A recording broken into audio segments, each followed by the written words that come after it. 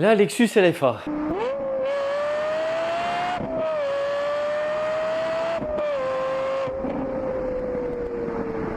Comment je peux en quelques arguments vous prouver que cette supercar est une des meilleures supercars du monde? Cette voiture n'a pas eu de limite de budget. Toyota créera une section en interne pour créer leur propre fibre de carbone pour cette voiture. Cette voiture a une monocoque en carbone et en aluminium. Le châssis sera testé encore et encore sur la courbe du Nürburgring. Cette voiture a des suspensions de Formule 1. Cette voiture a des freins en carbone céramique. Vous en voulez encore? Ils ont poussé le vice tellement loin que les panneaux de carrosserie de cette voiture sont en fibre de verre. C'est plus léger que la fibre de carbone.